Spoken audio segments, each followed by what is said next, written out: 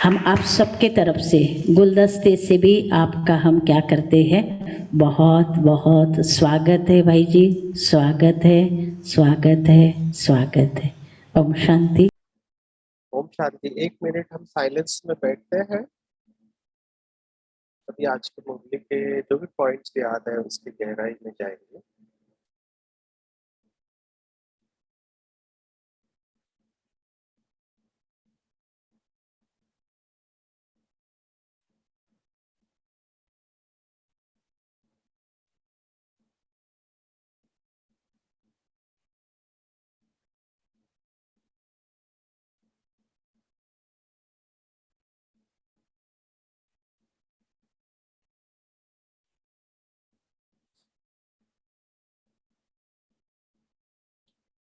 ओम शांति। सबसे पहले प्राण प्रिय अव्यक्त बाप दादा बहुत बहुत धन्यवाद। हम सब बच्चों को विशेष पालना, पढ़ाई और वरदान से भरपूर कर रहे हैं। कुछ दिन पहले अमरावती के डॉक्टर्स का सेशन लेने का सौभाग्य प्राप्त हुआ, जिसमें कामिंग क्राइसिस इस विषय के ऊपर चर्चा हुई। तो फिर उसका फीडबैक देखते हुए आदरणीय सीता बहन जी ने कहा कि आप ब्राह्मणों के लिए क्लास ले लो, उनके साथ चर्चा करो।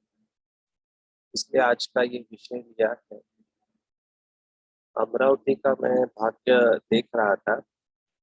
यज्ञ में जो नेशनल प्रोग्राम लॉन्च हुआ, जो पूरा भी विश्व में भी गया है, मेरा भारत व्यसन मुक्त भारत, वो अमरावती को लॉन्च करने का सौभाग्य प्राप्त हुआ। और ये कल्प कल्प का पार्ट अभी लूम हो गया।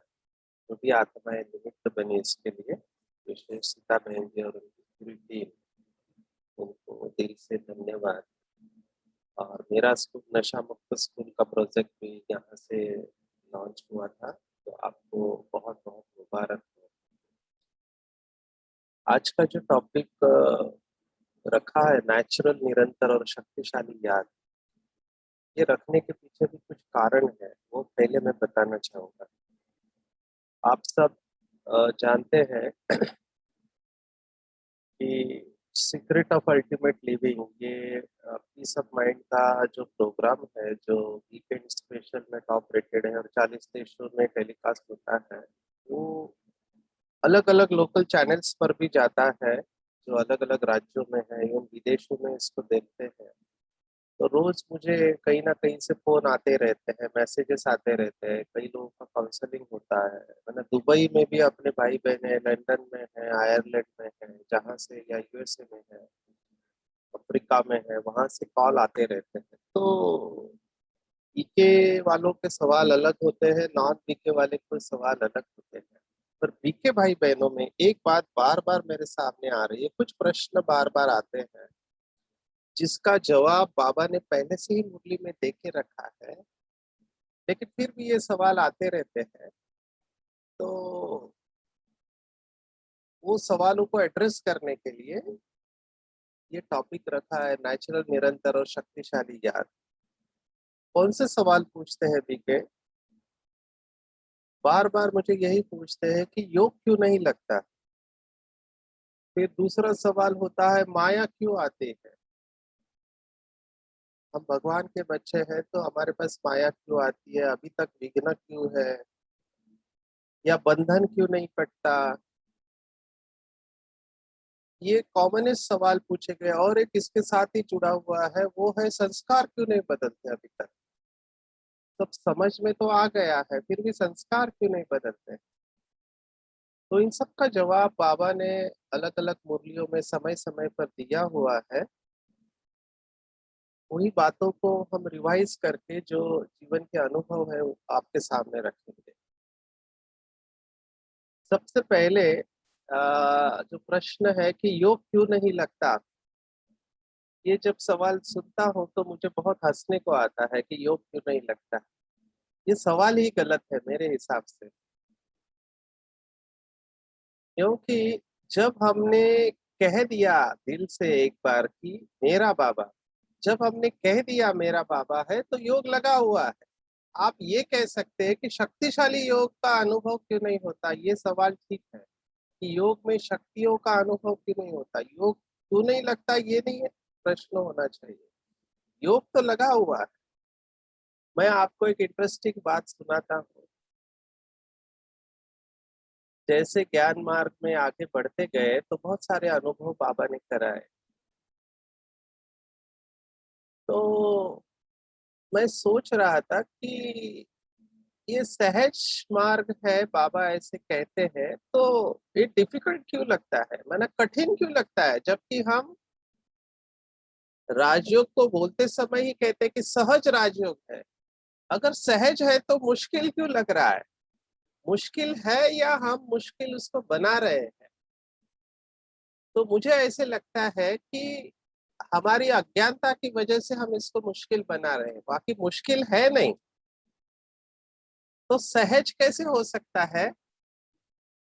तो सहज बाबा ने इतना इजी कर दिया है इस बात को, और ये ज्ञान का सागर शिव बाबा ही कर सकता है। इतना सरल है ये। बाबा ने समय समय पर ये सब युक्तियां हम सबको बताई है, अभी सिर्फ उसका अभ्यास करना बाकी है। कुछ महावाक्यों को मैं बीच बीच में बताऊंगा मुरली के रेफरेंस के साथ में। जो होशियार विद्यार्थी होते हैं वो तुरंत नोटबुक निकाल के उसको लिख लेते हैं, क्योंकि मेरे वो संस्कार रहे हैं मुरली के डेट के साथ में महावाक्य को याद करना।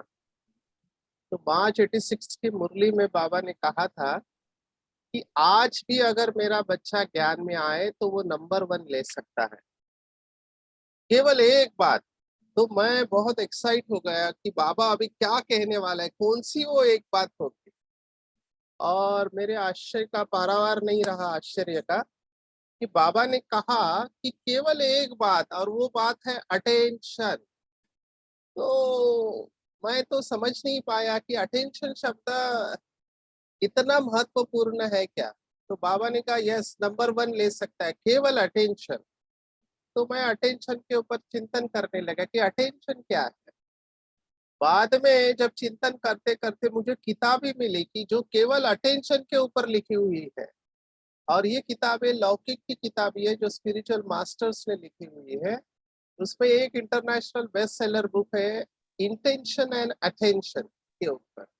बहुत सुंदर किताब है जो डॉक्टर वैन डायर ने लिखी। माना लौकिक में भी इस बात को मानते हैं कि जहां आपकी एनर्जी जाती है वहां ग्रोथ होती है। एनर्जी माना ऊर्जा, और एनर्जी हमारी जाती है अटेंशन जहां हमारा होता है।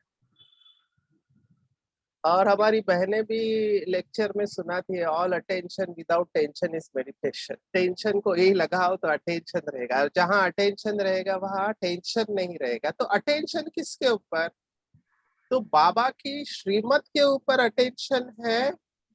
तो निरंतर योग लगा हुआ है, और वो सब शक्तियां, सब गुण, सभी अनुभव हमको होने लगते हैं अगर हमारा अटेंशन अच्छा है। और अटेंशन हर वक्त चाहिए। जो निरंतर शब्द मैंने इस सेशन में रखा हुआ है उसके पीछे भाव ये है कि बाबा ने ही ये शब्द बताया है कि निरंतर योगी निरंतर सेवादारी। ये बाबा के महावाक्य है, उसमें अंतर नहीं आना चाहिए। बाबा ने तो यहाँ तक कहा है कि मम्मा और बाबा, ये जो नंबर 1 एंड नंबर 2 सोल्स है, उन्होंने तो नींद में भी अटेंशन रखा। आप सोचो कितनी बड़ी अवस्था होगी कि बाबा ने कहा था एक मुरली में कि मम्मा और बाबा ने योग में सबसे ज्यादा जो कमाई की वो नींद में की। आप कल्पना करो, नींद में भी योग है लगा हुआ। हम उसके ऊपर आएंगे, अगर समय मिला तो उसको भी टच करेंगे ये कैसे संभव है। लेकिन ये भगवानुवाच है।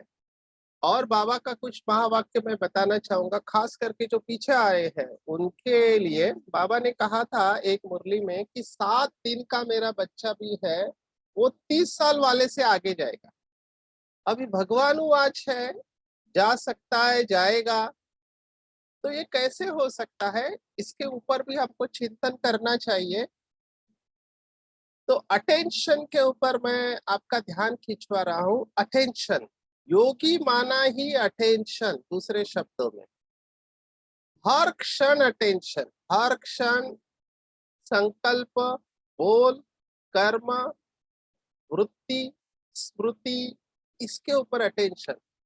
मैंने कुछ भाई बहनों को देखा है, हमारे इधर भी है, अभी लौकिक की बात सुना रहा हूँ कि उनका कपड़ों के ऊपर बहुत अटेंशन रहता है। माना कपड़े की जो इस्त्री होती है, जो प्रेस किया है, वो प्रेस भी ढीला नहीं पड़ना चाहिए, इतना उनका अटेंशन रहता है। मैं सोच रहा था अगर इतना अटेंशन आत्मा और परमात्मा के ऊपर दिया जाए तो अवस्था कितनी अच्छी होगी। कई लोग बहुत कॉन्शियस होते हैं स्वच्छता के बारे में।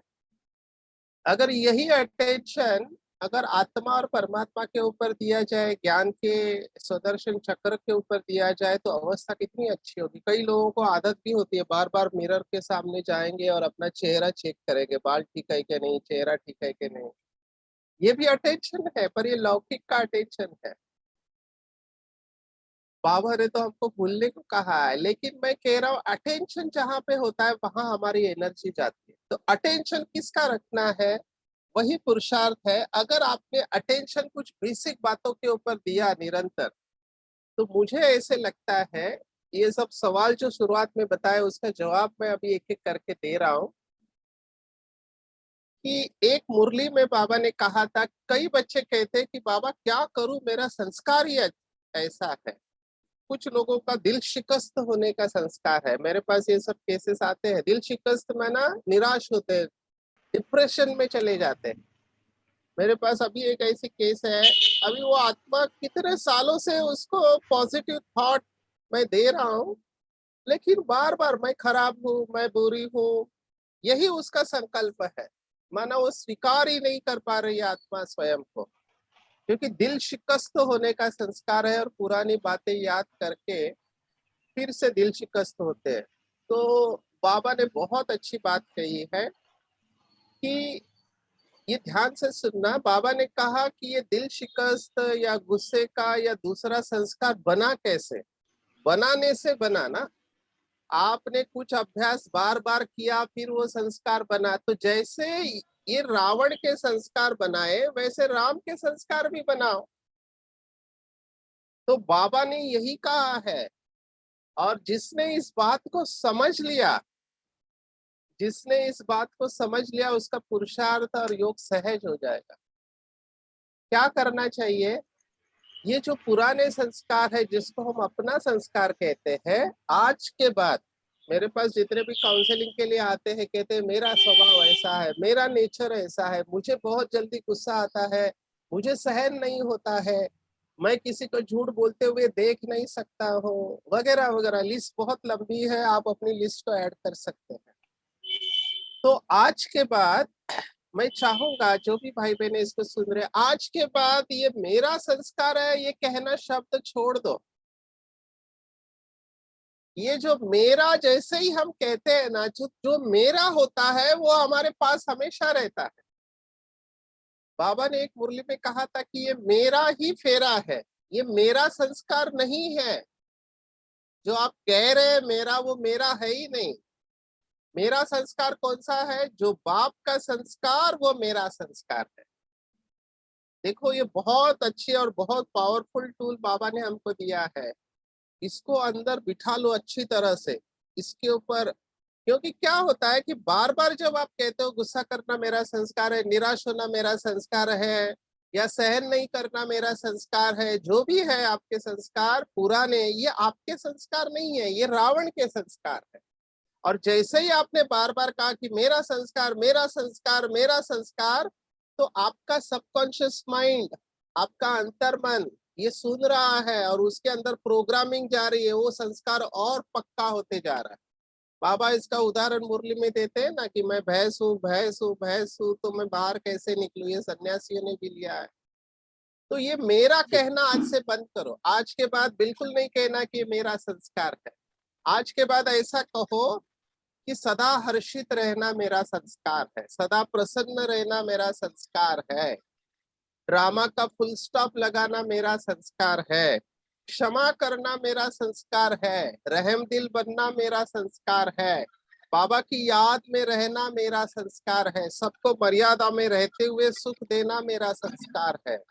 भाषा को बदली करो, क्योंकि जो भाषा होती है, जो बोल होते हैं, इसको वैखरी बोलते हैं।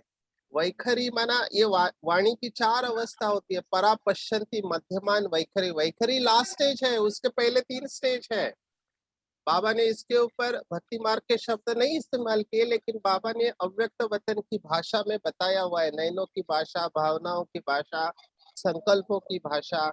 तो कोई भी बोल जब आता है, उसके पहले संकल्प रहता है, भावना रहती है, तो वहां पे हमको चेंज करना है। आज के बाद ये शब्द हम इस्तेमाल नहीं करेंगे। बाबा ने इतना सहज कर दिया है। मैं अभी सहज योग के ऊपर आता हूँ कि सहज योग जो होगा वही नेचुरल होगा, और जो नेचुरल होगा वही निरंतर होगा। ये कनेक्शन आप समझ लो। जो सहज है वही नेचुरल है, और जो नेचुरल है वो निरंतर है। अगर ये 3 शब्दों को आपने समझ लिया, सहज, नेचुरल और निरंतर, तो जो नेचुरल रहता है वो निरंतर रहता है। और नेचुरल कौन सा रहता है? तो जो सहज होता है। और सबसे सहज क्या हो सकता है? कई बार भारत में जब सेवा के लिए गए तो मैंने क्या देखा कि जो हमारी बूढ़ी बूढ़ी माताएं हैं, जो सो कॉल्ड पढ़ी लिखी नहीं है, स्कूल कॉलेज में नहीं गए, लेकिन उनका योग बहुत अच्छा है। क्यों? क्योंकि उन्होंने बाबा को पकड़ के रखा है, और उनका पकड़ने का एक ही तरीका है, वो है मेरा बाबा। अब ये जो मेरा बाबा शब्द जो है ना, यही योग है। अगर इसको आप अच्छी तरह से समझ जाओ, अच्छी तरह से, कि भगवान मेरा है, तो जो मेरा है वो आपके पास सदा है, आपके साथ सदा है। आज का वरदान भी जो साथी और साक्षीपन का है, इसके ऊपर बाबा ने पूरी मुरली चलाई है। जैसे ही आप ये अनुभव करने लगते हो कि भगवान मेरा है, मेरे पास है, मेरे साथ है सदा के लिए, तो ऑटोमेटिकली आप डिटैच होने लगते हैं। आपको डिटैच होना नहीं लग पड़ता है। देखो, योग न लगने का कारण एक ही है कि कहीं ना कहीं हम अटैच है, या तो खुद के शरीर में, दूसरों के शरीर में, पदार्थ में, या संबंधों में। ये 4 ही रास्ते हैं जहां बुद्धि जाती है। मेरा स्वभाव ऐसा है, मेरा शरीर ऐसा है, या मेरे संबंधी ऐसे हैं, लौकिक अलौकिक जो भी हो, वस्तु या वैभव, ये 4 बातों में ही बुद्धि जाती है। अगर जब कोई व्यक्ति कहता है कि मेरा योग नहीं लगता है शक्तिशाली, इसका मतलब वो डिटैच नहीं हो पा रही आत्मा। और डिटैच क्यों नहीं हो पा रही? क्योंकि अटैच है। तो चेकिंग ये करनी चाहिए कि अटैच कहाँ पर है। तो सभी अटैचमेंट शरीर के साथ में ही है, और शरीर से आप डिटैच हो गए। देखो, संबंधियों को छोड़ना, वस्तुओं को छोड़ना बड़ी बात नहीं। लौकिक में भी बहुत लोग छोड़ देते हैं, उनको वैराग्य आ जाता है। आज नहीं तो कल समझ में आ जाएगा। उर्दू में तो एक शायरी भी है इसके ऊपर, ऐ दिल जख्म के लिए तैयार हो जा, कुछ लोग बड़े प्यार से पेश आ रहे हैं।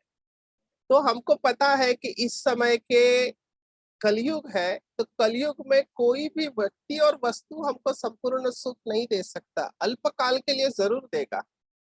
तो हमको ये डिसीजन लेना है, योग माना निर्णय शक्ति, की 1 घंटे का सुख चाहिए और 23 घंटे का दुख चाहिए। 24 घंटे की बात मैं कर रहा हूँ। अगर 1 घंटे का सुख और 23 घंटे का दुख, तो चॉइस कौन सी होगी?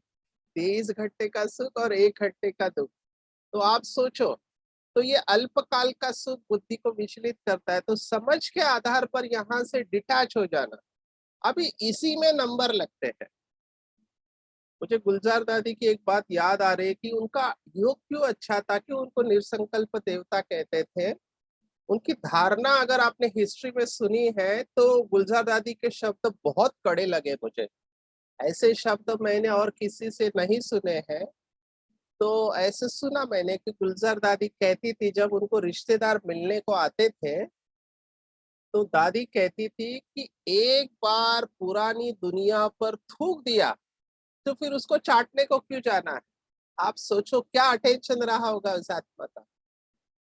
इसको कहते हैं एक बाप दूसरा न कोई अवस्था। अब ये प्रैक्टिकल नहीं है, अंदर से होता है। कल से थूकना मत चालू करना। कोई लोग शब्दों को वैसे ही पकड़ लेते हैं, शब्दों को नहीं पकड़ना है, भाव को समझो कि एक बार पता चला कि ये दुनिया दुख कारक है तो बुद्धि अपने आप डिटैच हो जाती है। जिनकी बुद्धि पुरानी दुनिया से डिटैच नहीं होती है तो समझना चाहिए कि हमको अभी भी पुरानी दुनिया अच्छी लगती है। और कई बीके हैं जिन्होंने लोहे की जंजीर तो तोड़ दिया, सोने की जंजीर में फंसे हुए हैं, वो भी सूक्ष्म है। बाबा ने इसका रॉयल माया, ये मेरा दूसरे प्रश्न का जवाब आ रहा है कि माया क्यों आती है। एक्चुअली माया जैसा कुछ नहीं है, देयर इज नथिंग लाइक माया। माया माना क्या है? एब्सेंस ऑफ लाइट है। जिस समय आपके अंदर प्रकाश आ गया, माया चली गई। प्रकाश माना ज्ञान का प्रकाश। बाबा ने अभी पिछले संडे में, कुछ संडे के पहले मुरली में कहा था कि ज्ञान प्रकाश भी है, ज्ञान शक्ति भी है, ज्ञान शस्त्र भी है, ज्ञान पढ़ाई भी है, ज्ञान रत्न भी है। अलग अलग बातें बाबा ने ज्ञान के ऊपर बताई। तो प्रकाश आना माना क्या? अंडरस्टैंडिंग, समझ आ जाना। तो समझ के आधार पर छोड़ना बहुत इजी होता है। तो समझ लिया हमने कि ये संसार दुख मूलक है। भगवत गीता में एक श्लोक आता है 12वें अध्याय में, वो श्लोक है दुखालयम अशाश्वतम। माना इस दुनिया को दुखों का आलय कहा, घर कहा गया है। तो कोई व्यक्ति दुखों की चीजों की तरफ बुद्धि को क्यों लगाएगा? और ये समझ के आधार पर बाबा हमको समझ के आधार पर पुरानी दुनिया से वैराग्य दिलाता है। हमको घर बार नहीं छोड़ना है, सब कुछ करते हुए बुद्धि को डिटैच रखना है। और ये हो सकता है, मैं अभ्यास के साथ आपको कहता हूं कि ये हो सकता है, इट इज पॉसिबल। तो ये देखना है कि मेरी अटैचमेंट कहाँ कहाँ पे, वहां से बुद्धि को निकालना है और उसको कुछ अभ्यास करना है। मैं उसके ऊपर आऊंगा। तो डिटैच नहीं हो पा रहे इसका मतलब अटैच है। इसमें मियाँ मिट्ठू नहीं बनना। बाबा ने इसके ऊपर भी बहुत रॉयली, बहुत सूक्ष्म गहराई में हमको लेके गए कि कई लोग समझते हैं, खास करके ये सब स्पीकर्स के लिए है। बाबा ने कहा था कि कुछ लोग कहते हैं कि क्या करूं, मैं नहीं चाहती, लेकिन वही मुझे बुलाते हैं। वो चाहते हैं कि मैं उनको समझाऊं, उनको बताऊं। तो बाबा ने कहा आपका क्लास अच्छा लगता है, आपकी बातें ही अच्छी लगती है। तो बाप किधर गया? बाप को परम धाम निवासी बना दिया। तो बाबा ने फिर बहुत प्यार से कहा कि बच्चे वो काम मत करो जो लौकिक में देहधारी गुरुओं ने किया है, उन्होंने अपने में फंसाया। आप पतित पावन नहीं हो, पतित पावन बाबा है। तो ये क्यों होता है? क्योंकि कई भाई बहने अनकॉन्शियसली, न चाहते हुए भी ऐसी बातें कह देते हैं जिसके वजह से सुनने वाले प्रभावित हो जाते हैं। तो प्रभावित होना या प्रभावित करना ये भी सूक्ष्म माया है, इसमें से अपने आप को बचाना है। और मैं दादियों में और अभी के जो नए बाबा के बच्चे आए जो बहुत इंटेलिजेंट है, शार्प है, दिमाग तेज है, उनमें एक फर्क देखता हूँ कि दादियों के मुख में नेचुरली बाबा शब्द है। और नेचुरली बाबा शब्द बार बार आना, ये इटसेल्फ प्रूफ है कि आप बाबा को याद करते हो। और कई लोग अनुभव सुनाते समय भक्ति मार्ग का, ज्ञान मार्ग में आने के बाद में बहुत बार ऐसे शब्द इस्तेमाल करते कि सामने वाले बोलते वाह क्या अवस्था है, कितना अच्छा योग है, लेकिन उस समय आप उस आत्मा से प्रभावित हो रहे हैं। कई बाबा के बच्चे मैंने देखा है जो बहुत इंटेलिजेंट है, कुछ किताबें पढ़ते हैं लौकिक की, जो बहुत अच्छी किताबें हैं, लेकिन वो किताबें पढ़ने के बाद कहते हैं कि देखो बाबा से भी अच्छी बात इन्होंने समझाई है। ये साइकोलॉजी कितनी अच्छी समझाते हैं। और फिर धीरे धीरे क्या होता है, कनेक्शन कहीं और चले जाता है। तो उतना बाबा से अटेंशन या बाबा से सर्व संबंध कम होने लगते हैं। प्लीज अंडरस्टैंड, ये सूक्ष्मता है जो पूर्ण रूप से डिटैच नहीं हो पाते उनके लिए। तो स्थूल से लेके सूक्ष्म तक हमने ये पूरा स्पेक्ट्रम देखा, ये पूरी पट्टी देखी भावनाओं की, जहां पर हम फंस सकते हैं, लौकिक को छोड़ के अलौकिक में अटक सकते हैं। और अलौकिक में अटकने का बाबा का शब्द है मेरी सेवा इतनी अच्छी है, मेरे जैसे सेवा कोई कर नहीं सकता है, मैं हूँ इसलिए सेवा हो रही है, मेरा ये सेवा करने का तरीका बहुत अच्छा है, मैं ये पॉइंट अच्छी तरह से समझा सकती हूँ या सकता हूँ। ये बहुत सूक्ष्म माया है जिसके वजह से उड़ नहीं पाते हैं, क्योंकि यहाँ पर ही महिमा स्वीकार करने के संस्कार होते हैं। तो बाबा ने इसके ऊपर बहुत गहराई से बताया कि हाईएस्ट स्टेज क्यों नहीं अचीव होती है, क्योंकि सूक्ष्म में कहीं ना कहीं ऐसे कर्म होते हैं जो डिटैच नहीं हो पाते हैं, चलते फिरते। तो इन बातों के ऊपर अटेंशन जाना, उसके लिए एक अवस्था जो नेचुरली आती है जब इन बातों के ऊपर अटेंशन, वो है साइलेंस की स्टेज। साइलेंस की स्टेज को लाना नहीं पड़ता है, वो नेचुरली आती है जब ये महसूसता अंदर से आती है कि बोलने से ज्यादा साइलेंस से सेवा होगी। तो जिसको योग में हाईएस्ट स्टेज का अनुभव करना है, तो उसको इस बात के ऊपर अटेंशन रखना है कि मुझे योग में हाईएस्ट स्टेज का अनुभव करना चाहिए। तो मैं थोड़ा फिर से क्विकली रिवाइज करता हूँ, हमने जो अभी तक देखा, कठिन है नहीं, कठिन हम बनाते हैं हमारी भाषा की वजह से। मेरा संस्कार नहीं कहना, जो बाप का संस्कार वो मेरा संस्कार। और सबसे सहज योग जो माताएं और कुछ भाई भी है, पर मेजॉरिटी माताएं बहनों की है, जो केवल एक शब्द मेरा, भगवान को जिन्होंने मेरा बना लिया, वो साथ में रहते। और मैंने देखा है, मैं अरुणाचल प्रदेश गया था, वहां का आपको अनुभव सुनाता हूँ कि वहां एक माता जिसको हिंदी भी नहीं आती है, अगर आप अंग्रेजी समझते हैं तो वहां भाषा नहीं है, वहां डायलेक्ट है। डायलेक्ट माना आप इसको बोली कह सकती है, जैसे बोलना होता है केवल, वैसे वहां की भाषा है। तो उस माता को बिल्कुल हिंदी नहीं समझती है, बोल नहीं सकती है। उसने मेरे लिए एक जैकेट लाके हाथ से सिलाते हैं वो, और वो दिया, और मैं उस आत्मा को देखते रह गया, क्योंकि वो बाबा के प्यार में खोई हुई रहती थी। योग में बिल्कुल सीधा चले जाते थे। एक तो वहाँ नेचुरल ब्यूटी है, लोग ज्यादा नहीं है वहां पे। ऐसे गांव है जहाँ 2 से 3 लोग रहते हैं एक गांव में, बस दैट इज गांव हो गया। उनके लिए इलेक्शन का बूथ लगाना पड़ता है। तो ऐसे स्थान पर बाबा के बच्चे निकले हुए हैं। मैं और बताना चाहूंगा खास भारतवासियों के लिए कि मैंने डबल फॉरेनर्स में भी अटेंशन बहुत अच्छा रखा देखा है। मैं मलेशिया गया था, तो मैं अभी, मलेशिया मुस्लिम कंट्री है, आप सोचो मुस्लिम कंट्री। तो मेरा कॉन्फ्रेंस था, एज अ डॉक्टर गया था। तो मुझे लगा कि चलो सेंटर को मिलके आते हैं। सेंटर में, ये बहुत पुरानी बात है। तो दीदी को मैंने फोन किया, मीरा दीदी वहां पर, उन्होंने कहा ठीक है आ जाओ। मैंने कहा कितने बजे आओ? तो उन्होंने कहा सुबह 4 बजे आओ। तो मुझे पहले लगा मैंने कुछ गलत सुना है, शाम को 4 बजे बोलती होगी। बोला नहीं नहीं, सुबह 4 बजे। मैंने कहा इतना जल्दी कैसे आओ? बोला टैक्सी मिल जाएगा। तो मैंने तैयार होके 3:30 बजे टैक्सी पकड़ के सेंटर पे गया। मैंने सोचा मुस्लिम कंट्री है, छोटा सेंटर होगा, 5-10 भाई बहने होंगे। लेकिन जैसे ही मैं गया 4 बजे, तो मैंने देखा पूरा हॉल भरा हुआ है। कुछ 100 के करीब भाई बहने योग कर रहे हैं अमृत वेले का सेंटर पर, और दीदी स्टेज पर बैठे हैं। मुझे तो पहले आश्चर्य लगा, मैं भी बैठ गया।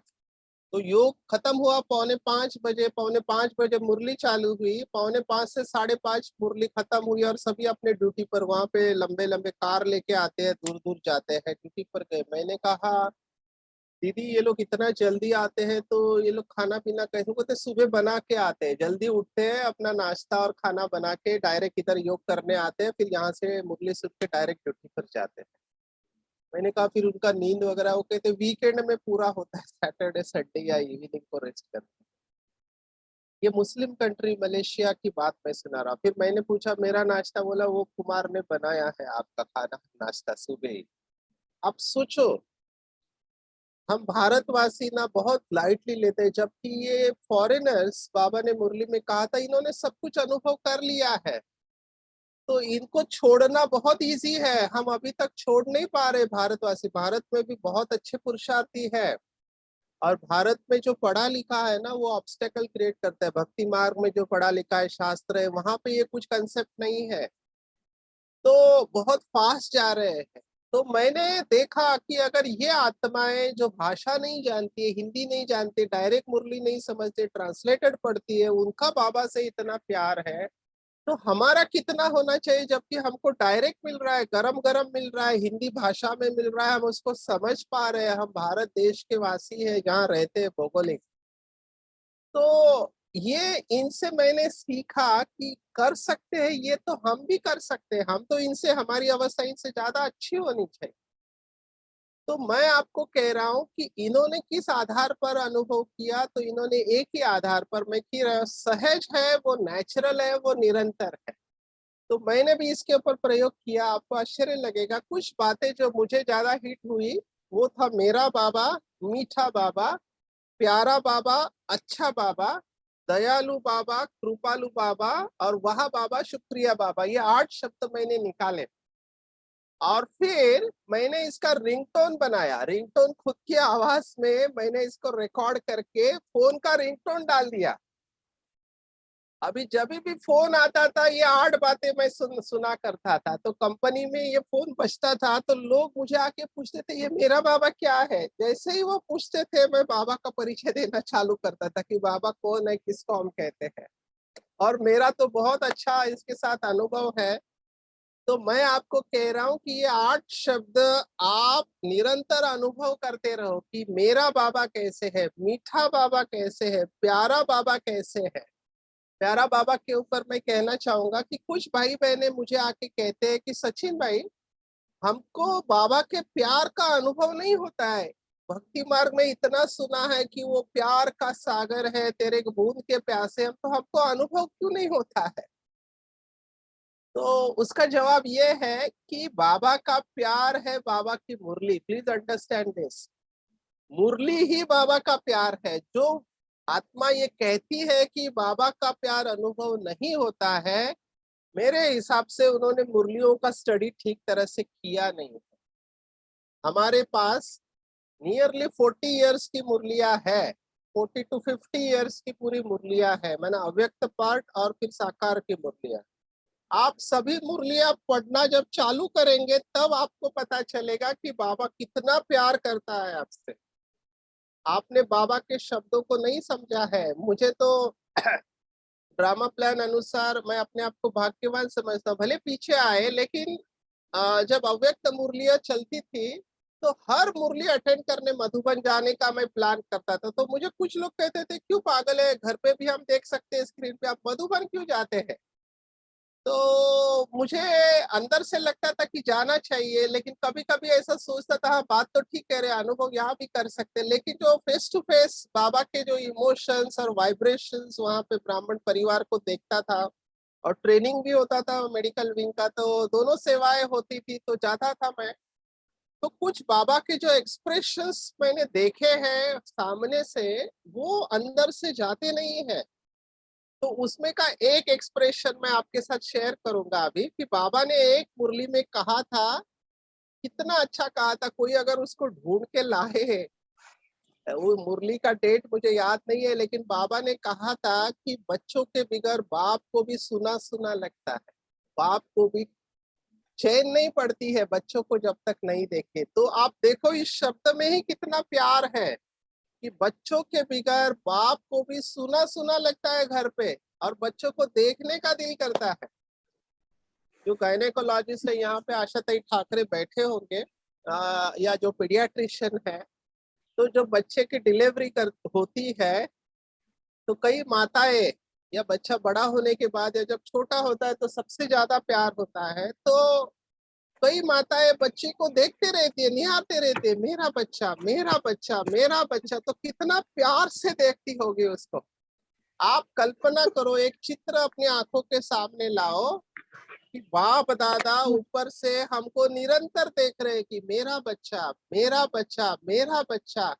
आप कल्पना करो कितना प्यार करता होगा शिव बाबा। और ये अनुभव की बात है, मैं आपको ये कह रहा हूँ, ये अनुभव की बात है कि बाबा हमारे बगैर रह नहीं सकता है। जब आप ये अनुभव करेंगे कि बाबा मेरे बगैर रह नहीं सकता है, तब मैं तो ऐसे कहता हूँ कि लोग भगवान को याद करते हैं या भगवान को याद करने के लिए उसके पीछे पड़े, यहाँ पे उल्टी अवस्था है, भगवान हमारे पीछे पड़ा है। मैं ये अनुभव करता हूँ गाड़ी चलाते वक्त, खाना बनाते वक्त, पेशेंट देखते वक्त, ऐसे अनुभव करता हूँ कि बाजू में ही बैठा है। तो मैं बाबा को रिक्वेस्ट कर, बाबा 5 मिनट के लिए तो मुझे अकेला छोड़ दो, कुछ करने को नहीं देते हैं। बोला नहीं, मैं तुझे देखते रहूंगा। तो ऐसे संभाषण चलता है बाबा के बीच में कि बाबा मुझे कहता है कि नहीं, मैं तुझे अकेला छोड़ने वाला नहीं, अकेला छोड़ा तो माया आ जाती है, मैं तुझे निरंतर देखते रहूंगा, तू करता क्या है, क्या सोचता है। तो सोचते वक्त भी मुझे अंदर से ब्लॉक आता है कि अभी ये सोचा तो बाबा पकड़ लेगा। आप सोचो कितना कनेक्शन रहा होगा, कितना कनेक्शन चलता है, क्योंकि मुरलियों का स्टडी है। मुरलियां जब पढ़ते हैं, ये आज का वरदान में कह रहा हूँ कि साथी को साथ कैसे रखने का, तो मैं आपको कह रहा हूँ कि ये बहुत सहज है, कठिन नहीं है। आप इसको कठिन मत बनाओ। किसी को मुरली चाहिए तो मैं उस मुरली का रेफरेंस देता हूँ। ये 4 जुलाई 1971 की मुरली है, याद की सहज विधि। बाबा ने बहुत अच्छी मुरली में ओपन किया है कि कैसे हर क्षण भगवान को साथ में रखने का। और फिर बहुत बिजी हो जाते हैं तो बाबा मुझसे बात करते कि चल बेटा बहुत हो गया, अभी चलो सूक्ष्म वतन का अनुभव करो, अभी परम धाम में चलो। बस सामने से आवाज आ रहा है, सामने से आवाज आ रहा है कि निराकारी हो जाओ, आकारी हो जाओ, बहुत बात कर लिया, बहुत काउंसलिंग कर लिया, अभी साइलेंस में रहो। तो ये क्यों होता है? क्योंकि निरंतर बाबा के साथ डायलॉग चल रहा है, मन ही मन में चल रहा है। और जो फोटो है उससे ब्रह्मा बाबा की भासना आती है, शुरुआत से ही पाठ रहा है। तो मैं कहता हूँ कि ये निरंतर योग की अवस्था पॉसिबल है। ये संभव है कि हम निरंतर बाबा की याद में रह सकते हैं। अभी शक्तिशाली योग के ऊपर अगर आप मुझे पूछो, उसके पहले थोड़ा माया के बारे में बताऊंगा। कई लोग माया से डरते हैं। बाबा ने बहुत बार मुरली में कहा है कि माया कुछ नहीं है, माया चींटी है या कागज का शेर है। अभी जब बाबा ये शब्द इस्तेमाल करता है, इसके पीछे भाव समझ लेना चाहिए। कागज का शेर माना क्या?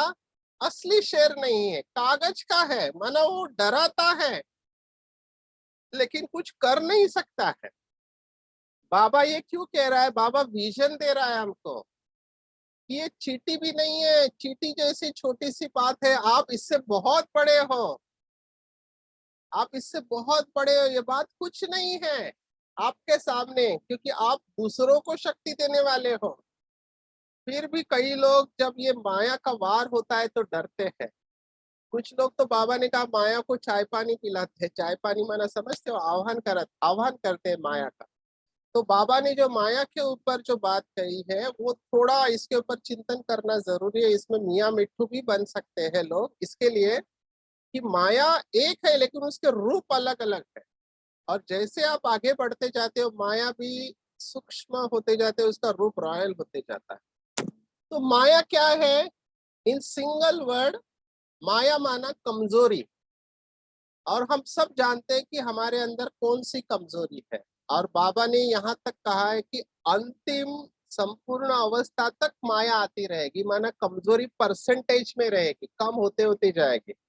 तो हम सबको चेक करना चाहिए कि मेरे अंदर कौन सी कमजोरी है। और ये कमजोरी जो है, यहाँ से ही माया चोर एंट्री करते हैं। बाबा ने एक मुरली में कहा था कि जैसे चोर होते हैं, वो सीधा रास्ते से नहीं आएंगे, एसी के डक्ट से आएंगे, वेंटिलेटर से आएंगे, ऐसे जगह से आते हैं जहाँ पे आपने खुला छोड़ा है। तो ये माया कमजोरी ही गेट है और यहाँ से ही आएगा। और जैसे आपने कहा बाप रे अभी क्या करूं, ये कमजोरी रह गई, तो माया और बड़ी होने लगी। तो इसको छोटा करने के लिए मरी हुई चींटी है। तो कमजोरी का एंटीडोट है शक्तिशाली अवस्था, है ना। बाबा ने हर चीज का एंटीडोट दिया हुआ है। एंटीडोट माना वो दवाई जो उस बैक्टीरिया वायरस को खत्म करती है। तो कमजोरी का एंटीडोट है शक्तिशाली या समर्थ अवस्था। और समर्थ अवस्था समर्थ शक्तिशाली संकल्पों से होते कि मैं शिव शक्ति हूँ, सर्वशक्तिवान सदा मेरे साथ है। ये दो थॉट आपको पावरफुल करेगी। दो थॉट कि मैं शिव शक्तिवान हूँ, मैं शिव शक्ति हूँ और सर्वशक्तिवान सदा मेरे साथ है। इसके आगे अगर आप जाना चाहते हो, आपकी बुद्धि स्वच्छ है, स्पष्ट है, पवित्र है, तो आप ये अनुभव करो कि मैं और बाबा कंबाइंड है। कंबाइंड, कंबाइंड समझते हो, जुड़े हुए हैं। तो जहां शिव और शक्ति जुड़े हुए हैं, वहां संसार की कोई भी ताकत इनको हरा नहीं सकती है। भगवत गीता का लास्ट श्लोक है ये, 700वां श्लोक। यत्र योगेश्वरः कृष्ण यत्र पार्थो धनुर्धरा तत्र श्री विजय। माना जहां योगेश्वर और पार्थ अर्जुन है, वहां संसार की कोई भी ताकत इनको हरा नहीं सकती है। बहुत पावरफुल कॉम्बिनेशन है। तो अगर मैं ये महसूस कर रहा हूँ कि मैं कंबाइंड हूँ, तो एक माया तो आ ही नहीं सकती है। दूसरी बात, मेरी विजय निश्चित है। हारने में भी विजय है। कई बार हमको लगता है हम हार गए, लेकिन उस हार में भी कल्याण होता है। कई सारी बातें हमारे जीवन में ऐसे होती है जिसमें कल्याण होता है। थोड़ा धीरज रखेंगे तो हमको पता चलता है कि कल्याण क्या है। तो ये जो 3 बातें मैंने सुनाई, इससे आप ये महसूस कर सकते हैं कि बाबा निरंतर साथ है, मेरा योग लगा हुआ है। सिर्फ उसको बीच में शक्तिशाली करते जाना। अभी शक्तिशाली योग करने के लिए जो बाबा ने हमको रिमाइंडर्स दिए हैं, वो मैं थोड़ा टच करूंगा। शक्तिशाली योग किसका रह सकता है? तो बाबा ने इसके ऊपर मुरलियां चलाई है। उसमें भी बाबा ने विशेष ज्वाला रूप योग या ज्वालामुखी अवस्था कही हुई है। जैसे बीके बनने के बाद आगे बढ़ते हैं, तो मैंने देखा शुरुआत में बहुत नशा होता है। धीरे धीरे जैसे पुराने संस्कार, जो रावण के संस्कार है, जागरूक होते हैं, फिर वो इंटरफियर करते हैं और हमको हायर स्टेज ऑफ मेडिटेशन का अनुभव करने में विघ्न डालते हैं।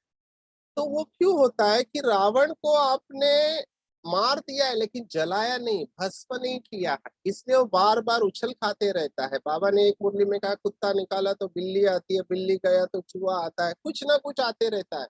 ये रावण के सिर है, एक काटा तो दूसरा आ जाता है, क्या क्यों कैसे वगैरह। तो बाबा ने इसका जवाब दिया है। इसका सोल्यूशन है ज्वालामुखी अवस्था, और उसके लिए एक अभ्यास करना है, और वो अभ्यास है कि अब घर जाना है। मैं यहाँ पर मेहमान हूँ, अवतार हूँ। ये जो स्मृतियां है, ये बहुत पावरफुल है कि मैं मेहमान हूँ। और ये उसी के साथ जाता है जो लोग कहते हैं कि हमारा योग नहीं लगता, माना अटैच है। अटैच है क्यों? क्योंकि हम डिटैच नहीं है। डिटैच क्यों नहीं है? क्योंकि पुरानी दुनिया अच्छी लगती है, ये जीवन अच्छा लगता है। बाबा ने मुरली में कहा था, कहीं ऐसा तो नहीं कि बीके लाइफ बहुत अच्छा लग रहा है, इधर ऐसे ही चलता रहे। बाबा ने कहा जाना है, ये भूल जाते हैं। तो जो मेहमान होता है उसको हमेशा याद रहता है कि मुझे जाना है। मैंने खुद स्वयं को चेक किया है, जब कोई बीके भाई बहन का या किसी का शरीर छूटता है, तो स्मशान में जाते ही पूरा वो फाइल अंदर खुलती है, क्या लेके गया है, क्यों इतना सारा, पूरे जीवन भर इतना मेहनत किया, कितने लोगों के साथ झगड़ा किया, पता नहीं क्या क्या किया, हिसाब किताब बनाया, और गया कैसे ये। तो उस समय वैराग आता है। इसको कहते हैं शमशानी वैराग, अल्पकाल का होता है। लेकिन ज्ञान के आधार पर हम इसको मेंटेन कर सकते हैं। अल्पकाल का वैराग को सदा काल के लिए रख सकते हैं। और उसका तरीका है कि मैं इस दुनिया में मेहमान हूँ। बाबा ने एक मुरली में कहा था, पुरानी दुनिया और पुराने शरीर में मेहमान और महान है, 2 शब्द, मेहमान है और महान है। अब मुझे घर जाना है, बस। जिसका ये अभ्यास पक्का है, उसको योग में बिल्कुल मेहनत नहीं रहेगी, वो ऑटोमेटिकली डिटैच रहेगा, ऑटोमेटिकली डिटैच रहेगा। दूसरी बात जो योग में विघ्न डालती है, और वो बहुत इंपॉर्टेंट है ऐसे मुझे लगता है, बाबा ने हमको सन्यासी नहीं बनाया, बाबा ने परिवार के साथ जुड़ा है और 3 सर्टिफिकेट लेने को कहे हैं। तो जो डिटैच होने में विघ्न डालती है, वो है हमारे साथ वाले लौकिक और अलौकिक। एक्चुअली वो हमारे दुश्मन या हमारे लिए विघ्न नहीं है, विघ्न हम खुद है, लेकिन हम समझते हैं कि वो हमारे लिए विघ्न है। ओके, तो उसका अभी क्या करें, उसका सॉल्यूशन क्या है? तो मैं थोड़ा भगवत गीता का रेफरेंस लेता हूँ। भगवत गीता के 6ठे अध्याय में 5वां श्लोक है, उद्धरेत आत्मानम आत्मानम अवसादेत, आत्मेव आत्मना बंधु आत्मेव रिपुरात्मना। माना इसमें भगवत गीता लौकिक है, ये भी कहती है कि आत्मा का कोई शत्रु नहीं है, आत्मा खुद ही अपना मित्र है और खुद ही अपना शत्रु है। कैसे? जैसे ही मैं कहता हूँ फलाना या फलानी जो भी आत्मा है, उसके वजह से मेरी अवस्था खराब है, उसने मेरे जीवन में बहुत विघ्न पैदा किए हैं, तो मैं गया। मैं ये गलत कह रहा हूँ, उसने कुछ नहीं किया। एक्चुअली माया जहां से भी आती है, व्यक्ति से या वस्तु से आती है, आपकी दोस्त है। बाबा ने एक मुरली में कहा कि मैं माया बच्ची को कहता हूँ, जाओ इनको खूब अच्छी तरह से नाक से कान से पकड़ो। तो मैं इसका रेफरेंस भगवत गीता में देख रहा था, तो मुझे आश्चर्य का पारावार नहीं रहा कि 9वें अध्याय में लौकिक भगवत गीता में एग्जैक्टली ये बात कही है कि माया बड़ी दुष्टर है। ये 9वें अध्याय का श्लोक है। एक्चुअली बाबा ने इसको परिवर्तन किया। बाबा ने कहा ये माया ही है या ये जो आत्माएं हैं जो पेपर के लिए निमित्त बनते हैं, इस बात को ध्यान से सुनना। ये आत्माएं और ये माया है जो पेपर के लिए निमित्त बनते, यही आपको टॉप पोजीशन में लेके जाएंगे। Please understand this.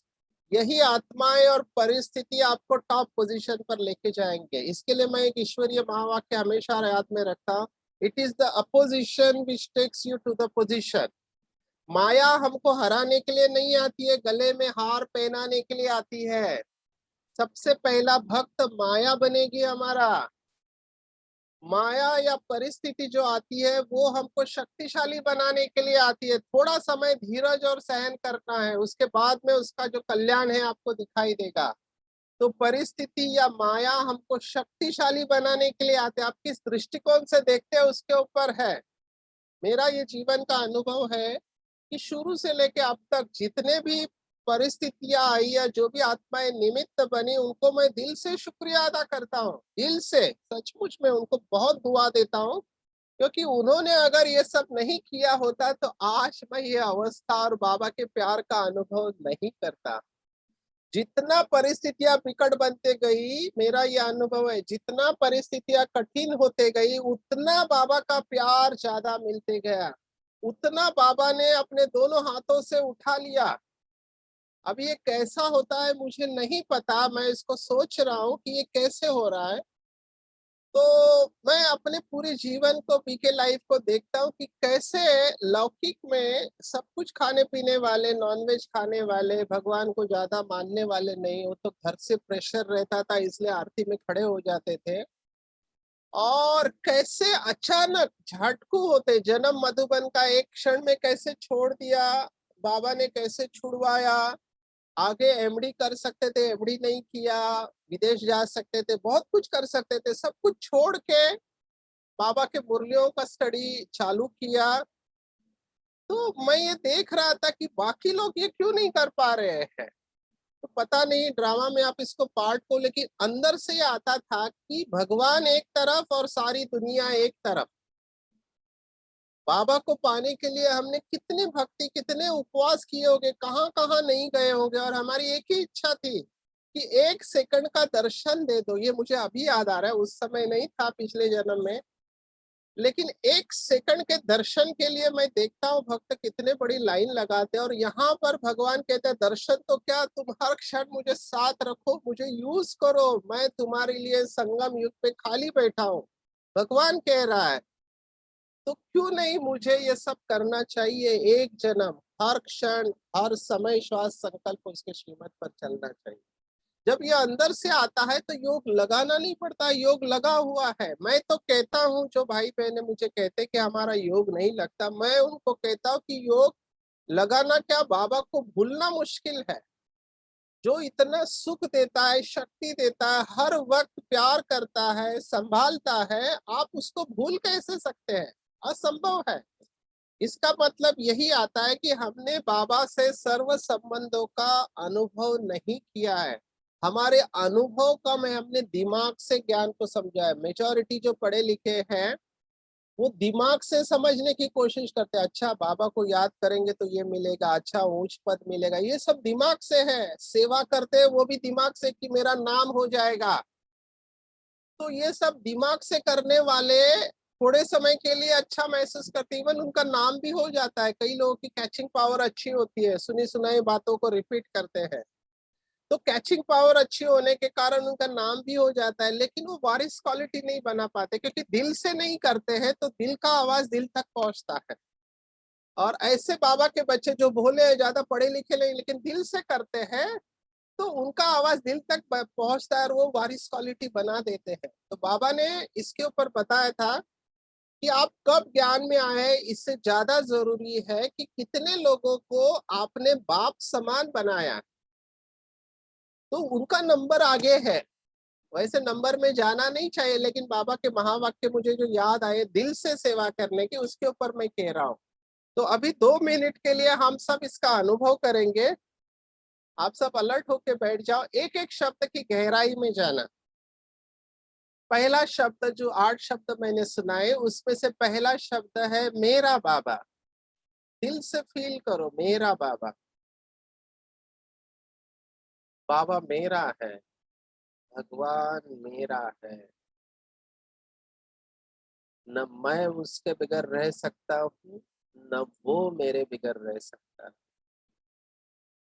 हर क्षण वो मुझे देख रहा है और मुझे कह रहा है, मेरा बच्चा, मेरा बच्चा, मेरा बच्चा। इसको महसूस करो।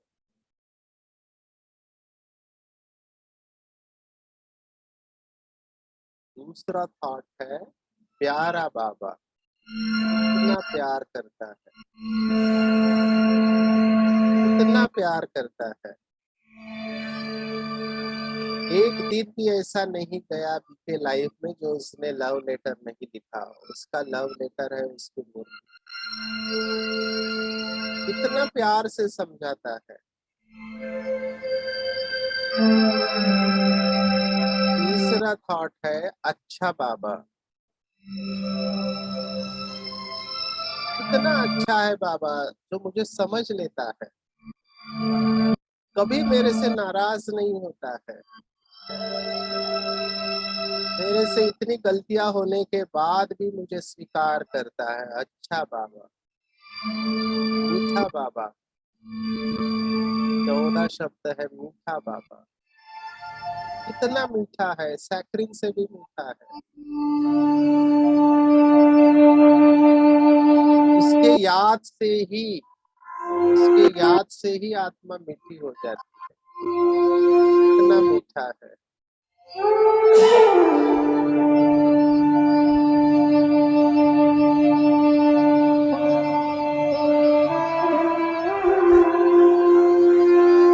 म्यूजिक थोड़ा कम रखना। इसकी याद से ही आत्मा मीठी हो जाती, चेहरे पे मुस्कुराहट आ जाती। दयालु बाबा, 5वां शब्द। कितना दया करता है, सर्व के ऊपर दया करता है। उन बच्चों के ऊपर भी दया करता है जो उसके श्रीमत का उल्लंघन करते हैं। उन बच्चों के ऊपर भी दया करता है जो अपोजिशन करते हैं। उन बच्चों के ऊपर भी दया करता है जो भक्त है, जो नहीं जानते। सबके ऊपर दया करने वाला दया है। कृपालु बाबा, 6वां शब्द। उसकी असीमित कृपा मेरे ऊपर है। उसकी कृपा का कोई अंत नहीं है। कितनी कृपा उसने की है हमारे ऊपर। कहाँ हम माया के गटर में पड़े हुए थे, बाबा ने हमको साफ करके अपना बना लिया। ये उसकी कृपा है। 7वां शब्द है वाह बाबा। कमाल है आपका, तो इतनी आत्माओं को पावन करते हैं।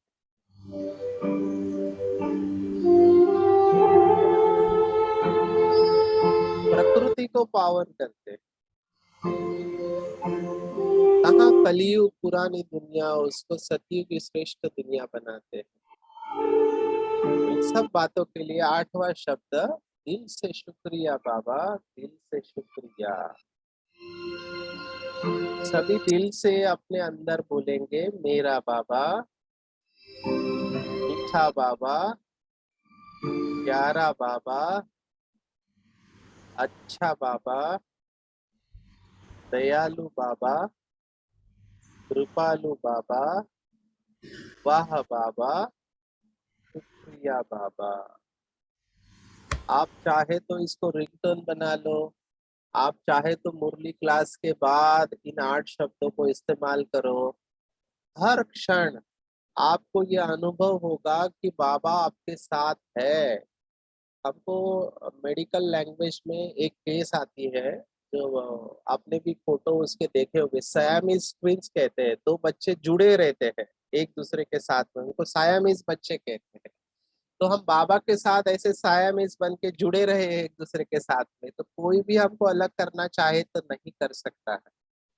तो जो बेसिक प्रश्न पूछते थे योग क्यों नहीं लगता, तो मैं बताऊंगा कि योग लगा हुआ है कि सिर्फ उसको शक्तिशाली बनाना है। शक्तिशाली बनाने का तरीका है अपने आप को बार बार याद दिलाना कि हम यहाँ के रहवासी नहीं हैं, हम परम धाम के रहवासी हैं, यहाँ अवतरित हुए हैं थोड़े समय के लिए और मेहमान है और महान है।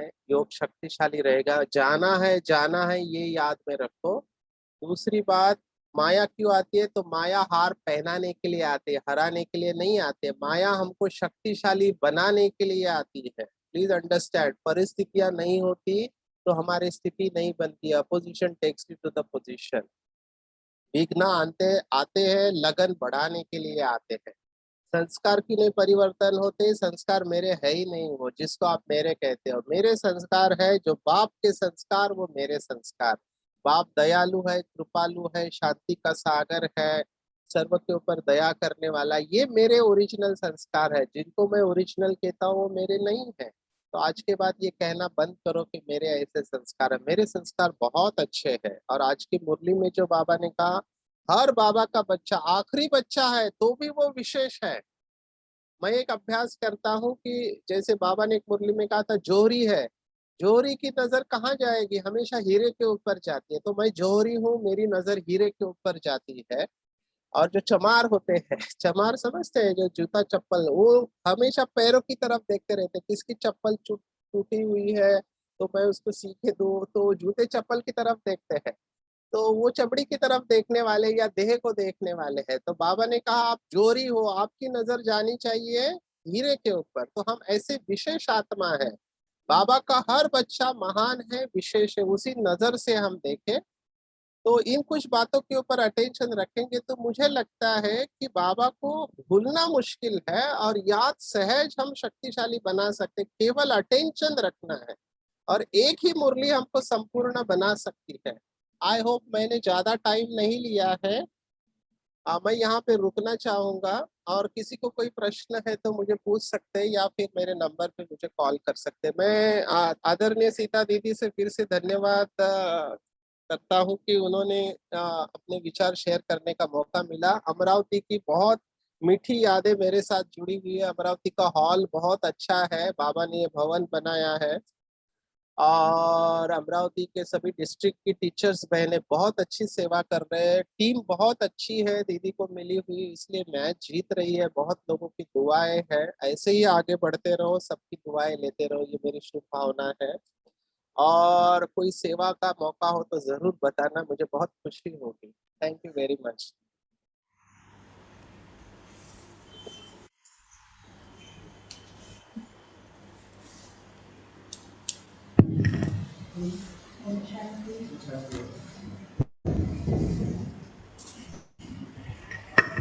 ओम शांति भाई जी, ओम शांति।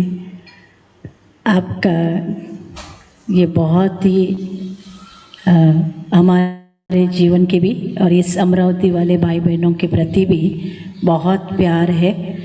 आपके जैसा, जिसको हम कहते निर्माण, निरंकारी, योगयुक्त और शांत मूर्त आत्मा के एक ब्रह्मा कुमार जीवन होने के बाद किस तरह से आप अपने जीवन का बैलेंस रखकर विश्व सेवा में आप आज भी उपस्थित हैं, तो ऐसे हम सबका परम सौभाग्य है कि आपको सिर्फ हमने कहा और आप आज के दिन यहाँ पर लाइव क्लास में कितने सारे भाई बहन जिनको नेचुरल योग की अनुभूति के बहुत सुंदर सुंदर प्रयोग आपने सिखाए। यहाँ के साथ साथ ऑनलाइन भी हमारे साथ बहुत भाई बहनें जुड़े हुए हैं और बहुत ही सरलता से आपने 8 बातें हम सबको निरंतर और सहज योगी बनकर और शक्तिशाली स्थिति की अनुभूति के लिए सुनाया। इसलिए सभी के ओर से हम बहुत दिल से आपको बहुत बहुत थैंक्स देते हैं। थैंक्स हमारे भाई जी, ऐसे ही आप हमारे साथ जुड़े रहना।